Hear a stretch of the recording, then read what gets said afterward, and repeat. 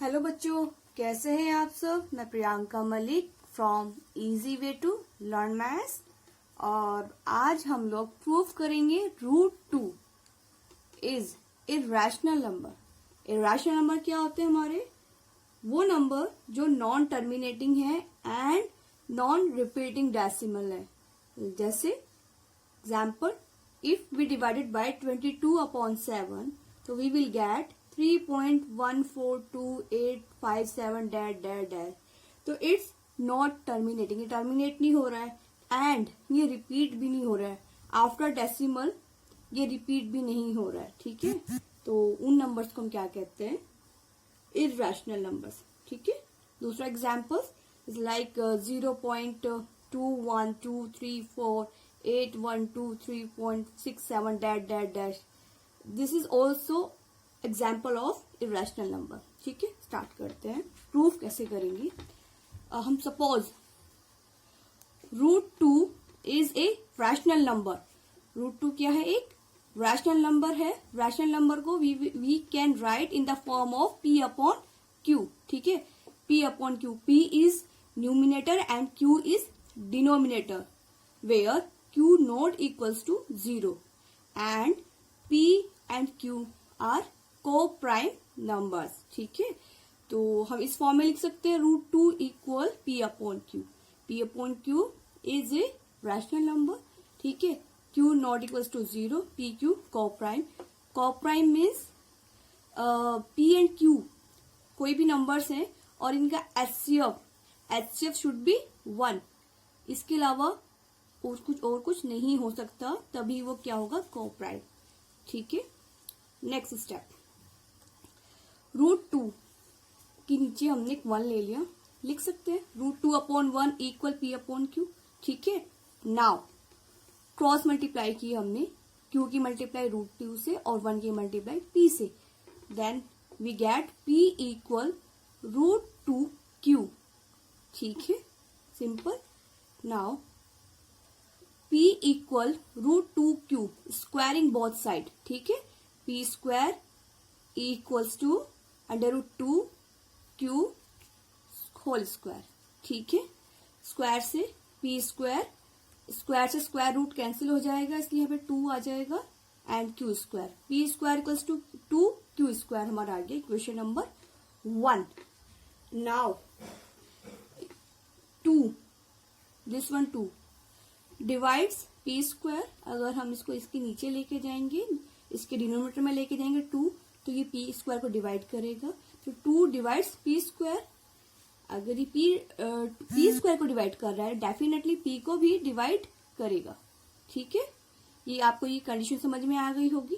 ठीक है, next again let.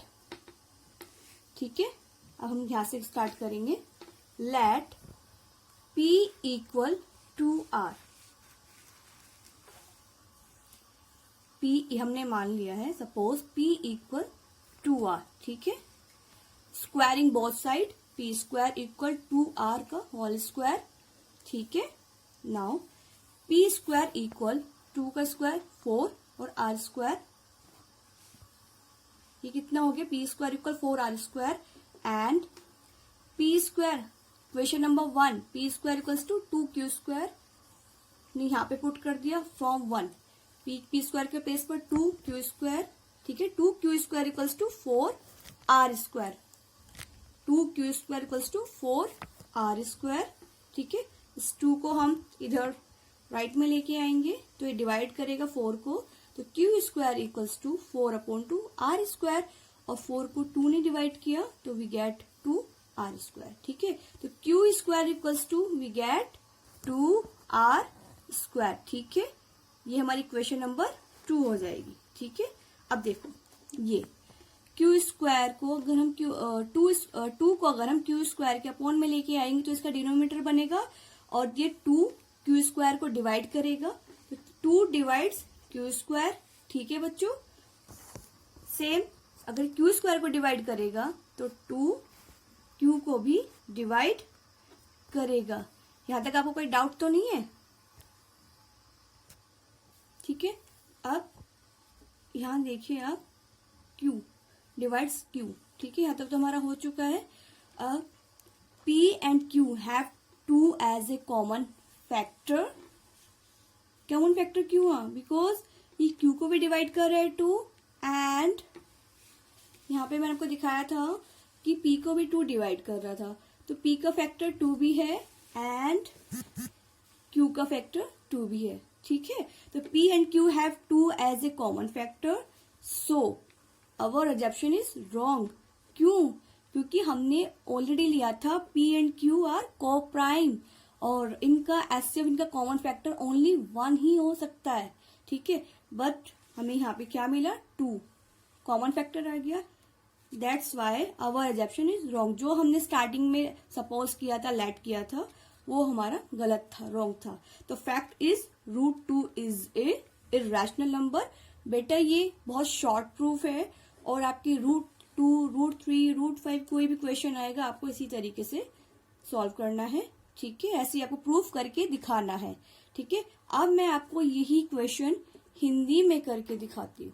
ठीक है बच्चों, बेटा अब हम इस क्वेश्चन को हिंदी में प्रूफ करके दिखाएंगे। अभी मैंने आपको इंग्लिश में दिखाया है इसका प्रूफ, अब मैं हिंदी में करके दिखाऊंगी। हिंदी में क्वेश्चन आता है, सिद्ध कीजिए कि √2 एक अप्रमेय संख्या है। अप्रमेय संख्या क्या होती है? मैंने आपको अपनी पहली वीडियो में समझाया हुआ है।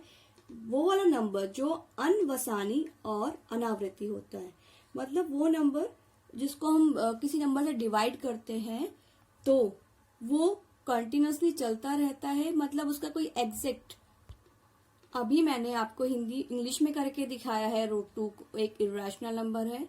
अब मैं आपको √2 एक अप्रमेय संख्या है, उसका प्रूफ मैं हिंदी में करके दिखाऊंगी। ठीक है, हिंदी में क्वेश्चन ऐसे आते हैं, सिद्ध कीजिए कि √2 एक अप्रमेय संख्या है। अप्रमेय संख्या क्या होती है? मैंने आपको अपनी पहली वीडियो में बिल्कुल समझाया हुआ है। ठीक है, होती क्या है अप्रमेय संख्या? अनवसानी अनावृत्ति, मतलब किसी नंबर को जब हम डिवाइड करते हैं तो उसका हमें एक आंसर प्रॉपर नहीं मिल पाता है, मतलब एक होल नंबर में हम नहीं लिख पाते हैं। जैसे कोई नंबर है, मैंने अभी इंग्लिश में भी एग्जाम्पल दिया था 22/7, इसको अगर हम डिवाइड करते हैं हमें मिलता है 3.14285 डैश डैश डैश। आप देखोगे कि इस क्वेश्चन को आगे तक सॉल्व करते हुए जाएंगे तो आपके पास एक पर्टिकुलर आंसर नहीं मिलेगा, ये डेसिमल की फॉर्म में आगे बढ़ता रहेगा और रिपीट भी नहीं होगा। ठीक है, इसीलिए √22/7 को हम पाई भी कहते हैं। Pi is a irrational number, pi भी एक अप्रमेय संख्या है। ठीक है, अब क्वेश्चन है √2 एक अप्रमेय संख्या, इसको हमें प्रूफ करना है। ठीक है, चलो हम अपोजिट लेते हैं इसका।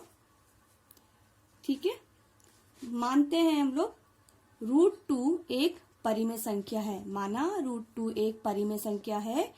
क्या मतलब हुआ परिमेय संख्या के? जिसे हम बटे के रूप में लिख सकते हैं, यानी कि अंश और हर के रूप में लिख सकते हैं। तो मैंने क्या लिखा यहाँ पर, √2 यानी कि वर्गमूल 2 बराबर P/Q। P अंश है, Q हर है। P/Q आ गया हमारा एक अप्रमेय संख्या जो किसके बराबर है? हमारा वर्गमूल 2 के, जहाँ पे Q 0 के बराबर नहीं है। और P और Q हमारी क्या है? सह अभाज्य संख्या है। सह अभाज्य संख्या है, मतलब इन दोनों का जो महत्तम समापवर्तक है वो क्या है? 1। यानी कि इन दोनों का गुणनखंड सिर्फ क्या हो सकता है? सिर्फ 1 हो सकता है। ठीक है बच्चों, इसके अलावा नहीं। तो हमने ले लिया कि √2 यानी कि वर्गमूल 2 बराबर P/Q। अब मैंने √2 के नीचे 1 लिया और यहाँ पे P/Q ऐसे ही लिखा। अब Q की मल्टीप्लाई हम वर्गमूल 2 में करेंगे और 1 की P में, तो हमें मिलेगा P = वर्गमूल 2Q। ठीक है, अब मैं इसमें दोनों ओर वर्ग करूंगी। दोनों ओर का वर्ग करने पर यानी कि P का वर्ग बराबर ये वर्गमूल 2Q का पूरे का वर्ग। ठीक है, तो ये तो आ गया हमारा P का वर्ग बराबर, ये कितना होगा? वर्गमूल से हमारा वर्ग हट जाता है इसका, तो यहाँ पे 2 रह गया और ये Q का वर्ग आ गया, यानी कि Q² आ गया। अब आप देखोगे अगर मैं इस 2 को P² के नीचे लेके जाती हूँ तो ये P को डिवाइड करता है। ठीक है, यानी कि हम कह सकते हैं कि P² 2 से विभाज्य है। जब p स्क्वायर 2 से विभाज्य है तो p से भी 2 हमारा विभाज्य होगा, क्योंकि p स्क्वायर को लिख सकते हैं p मल्टीप्लाई p, ठीक है। तो जो p स्क्वायर से विभाज्य है तो p से भी विभाज्य होगा, ठीक है। अब हम दोबारा पुनः मानते हैं कि p बराबर है 2r, p बराबर है 2r। अब देखो, ठीक है बच्चों, मैंने मान लिया है p इक्वल टू 2r, ठीक है। दोबारा बता रही हूं, जब p भी 2 से विभाज्य होगा, ठीक है, यानी कि p का गुणनखंड क्या होगा, 2 भी होगा। अब मैंने यहां मान लिया है p इक्वल 2r। अब p इक्वल 2r का मैंने दोनों ओर का वर्ग कर दिया, ठीक है। दोनों ओर का वर्ग करने पर ये होगा हमारा p स्क्वायर इक्वल 2r का होल स्क्वायर। ये कितना होगा, p स्क्वायर और ये 2 दूनी 4 और ये r स्क्वायर, ठीक है। अब p स्क्वायर, ये इसके प्लेस पर मैंने क्या रख दिया, जो मेरी पहले इक्वेशन थी p square equals to 2q। देखो ये बेटा, ये रहा, मैंने इक्वेशन नंबर 1 लिया ना, p square equals to 2q square, तो मैंने p स्क्वायर के प्लेस पे क्या रख दिया है, 2q स्क्वायर, ठीक है। तो ये देखो आप, ये आगे p स्क्वायर के प्लेस पे 2q square equals to 4r square, समीकरण 1 से, ठीक है। अब इस 2 को मैं इधर लेके आऊंगी, ठीक है, 4r स्क्वायर के अपोन में, इस तरीके से, ठीक है। अब ये 2 इस 4 को डिवाइड करेगा तो हमें मिलेगा 2r स्क्वायर, तो q स्क्वायर इक्वल कितना आ गया, 2r स्क्वायर। अब हम ये कह सकते हैं कि q स्क्वायर 2 से विभाज्य होगा, क्यों, जब मैं 2 को q स्क्वायर के नीचे लेके आऊंगी तो वो q स्क्वायर को विभाजित करेगा।